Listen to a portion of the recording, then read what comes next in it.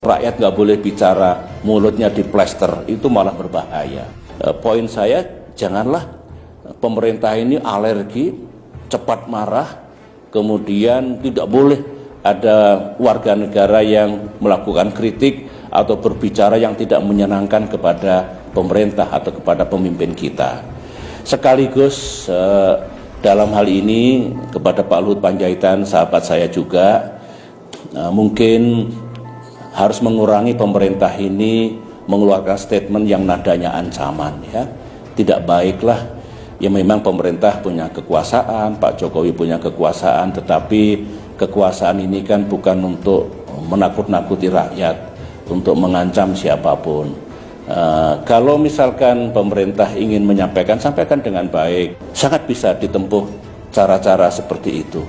Jadi pesan saya adalah, atau harapan lah ya, kalau pesan dikira nanti berlebihan, harapan saya rakyat punya hak untuk menyampaikan kritik pandangannya, ketidaksukaannya kepada negara.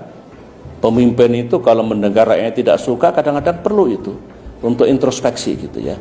Jadi sekali lagi harapan saya, kalau saudara-saudara saya rakyat Indonesia yang menyampaikan kritik, ya kritik yang proporsional.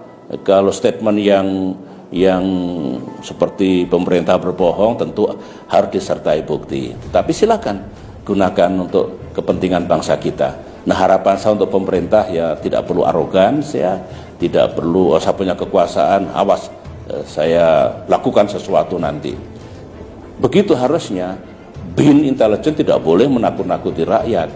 Polisi itu malah mengayomi rakyat dan tentu memberantas kejahatan. Jadi bikinlah hubungan yang baik negara dengan rakyat. Itu fundamental.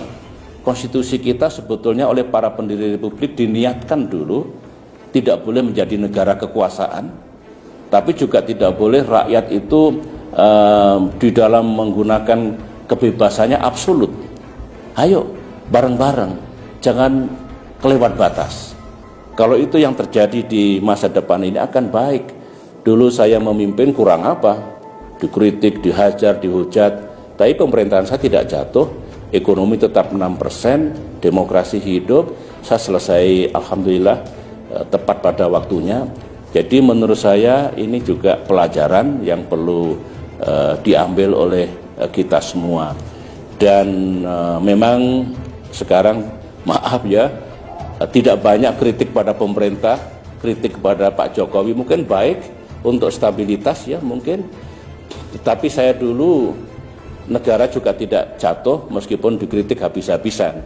Cuma yang dulu mengkritik saya sekarang banyak diam, mungkin malu mengkritik mungkin. Tapi tidak apa-apa kok, asalkan ada takarannya. Ada takarannya, tidak kelewat batas dan jangan fitnah. Tidak boleh menfitnah presiden. Tidak boleh. Tetapi penguasa tidak boleh sangat arogan dan niatnya untuk melakukan pembungkaman terhadap rakyat yang ingin menyampaikan pandangannya. Bawa ajalah ke suasana kekeluargaan gitu. Meskipun hukum ditegakkan kalau sudah kelewat batas. Kalau sudah fitnah ya harus kita gunakan. Saya juga begitu dulu.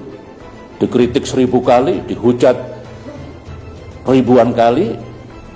Saya masih sabar, tapi kalau fitnah mesti saya bawa ke ranah hukum. Terima kasih.